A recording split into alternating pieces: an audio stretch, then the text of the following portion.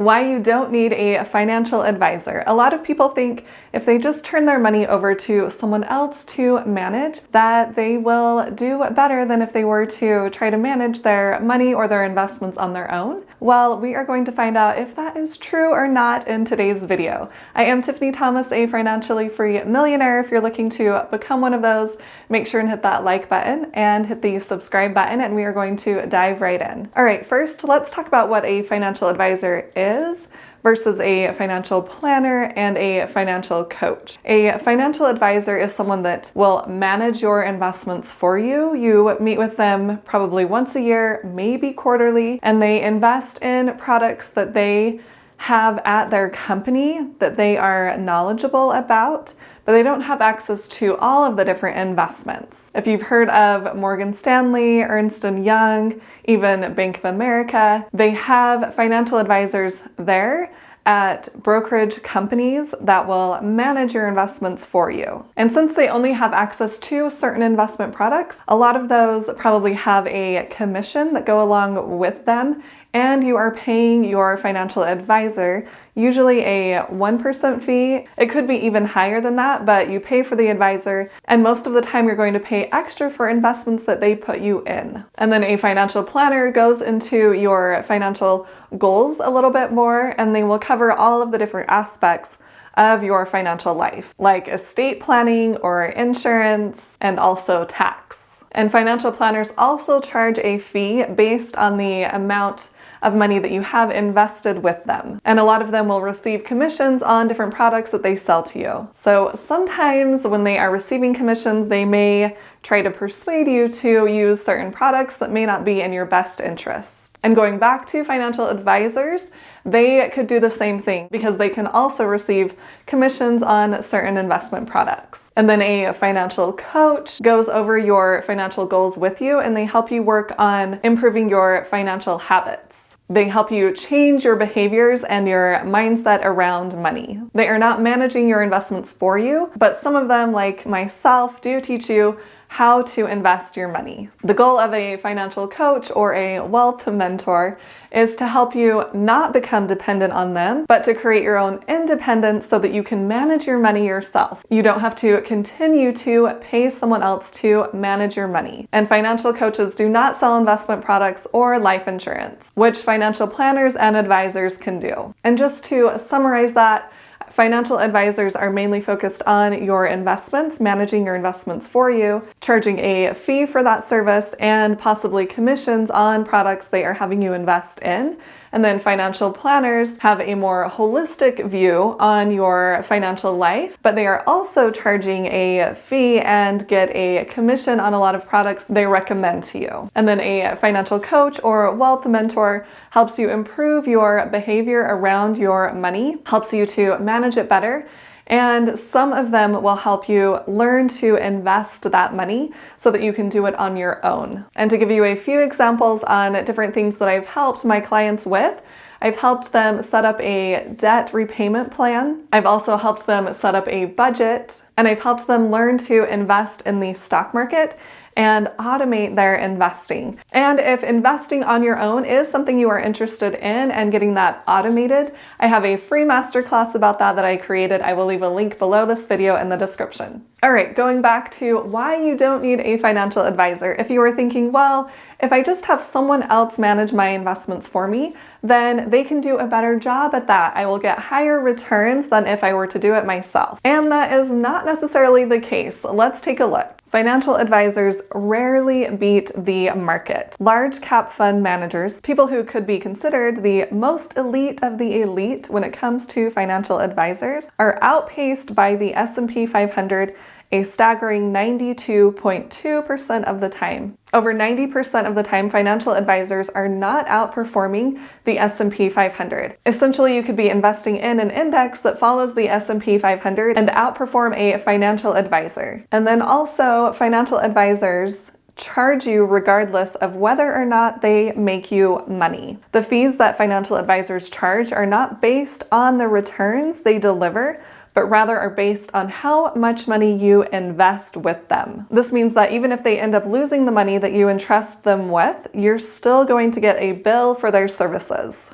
Not only does this system add extra unnecessary risk and expenses to your investment strategy, it also leaves little incentive for a financial advisor to perform well. While they will earn more if they are able to grow your wealth, at the end of the day, they get paid regardless. So honestly, they are making money whether or not you are making money because they are still going to bill you. And there are a lot of other articles out there about that, about financial advisors not outperforming the S&P 500 or even the total US stock market. Honestly, if you just take a little bit of time and figure out how to invest your money, you are most likely going to be able to outperform the financial advisors. But you know what? Let's say you do get lucky and you find a really good financial advisor and they do outperform the market. However, once you subtract out the fees that you are paying them, your returns are almost always going to be less than if you would have just invested on your own. And let's actually talk about those fees for just a moment. I want you to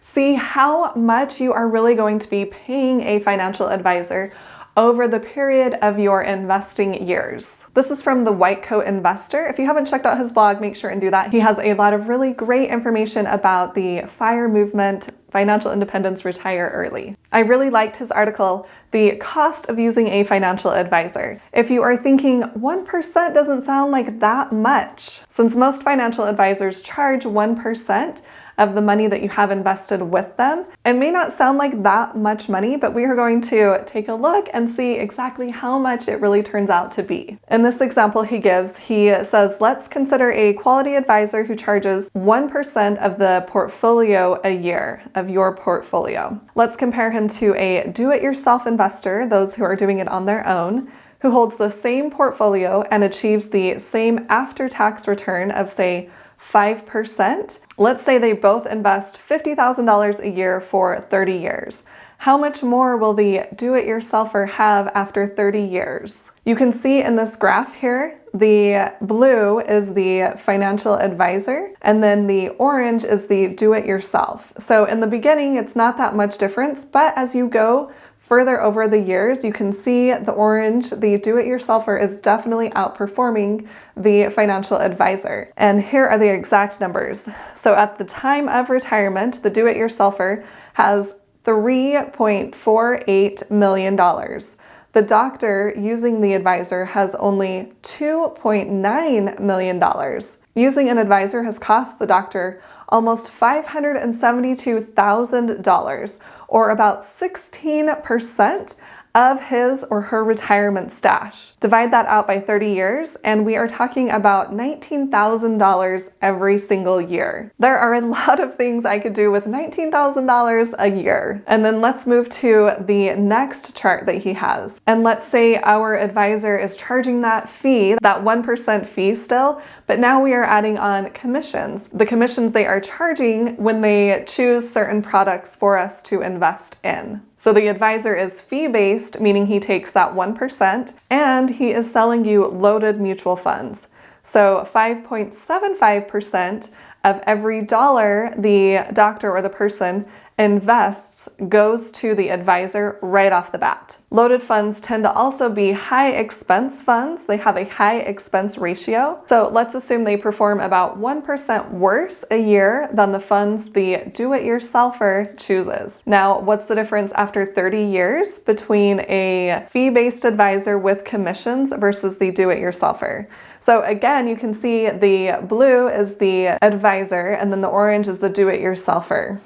You can see that in this case, there is a drastic difference toward the end of those 30 years. The financial advisor has cost the doctor $1.2 million. That's $40,000 a year. That could be someone's salary, or about 34% of her retirement nest egg. 34%. And this makes the rather weighty assumption that the advisor never churns the account. If he swaps out loaded mutual funds every couple of years, as a lot of advisors do, this doctor is never going to get anywhere. That's basically the equivalent of paying the advisor another 3% of your portfolio a year. Those are some hefty fees. You can see how much lower the amount ends up being when you are using a financial advisor that has those commission fees. And then there is one last chart I want to show you. He gives the example of paying the advisor throughout retirement, because you may not actually stop investing when you do retire. Let's take a look and see if you keep investing with this advisor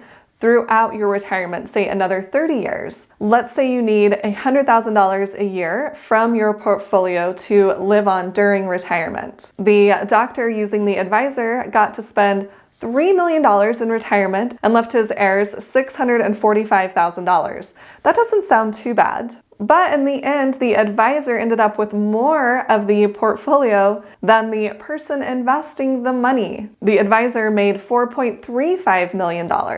Meanwhile, the do-it-yourselfer was able to spend that exact same $3 million and leave his heirs a whopping $8.1 million versus the $645,000. Alternatively, he could have spent twice as much in retirement each year and still left his heirs $1.1 million, almost twice the inheritance. And again, that orange color in the chart is the do-it-yourselfer. You can see how much higher, how much more money he actually has versus if he or she used a financial advisor. Honestly, now you can see that you could end up spending millions of dollars on a financial advisor, and realizing the financial advisor is most likely not going to outperform what you could do on your own with a little bit of education. And if you do want help with that education part, make sure and watch my free masterclass that is linked below this video. Comment below and tell me if you are going to use a financial advisor or not. And if you found this video helpful, please hit that like button and share it with someone else who would like to hear this information, and to the subscribe button to subscribe to my YouTube channel, and to the little bell to get notified on when I post new videos. And if you want to see even more content from me, make sure and check out the videos on the side of the screen. Thanks so much for watching. I'll see you in the next video.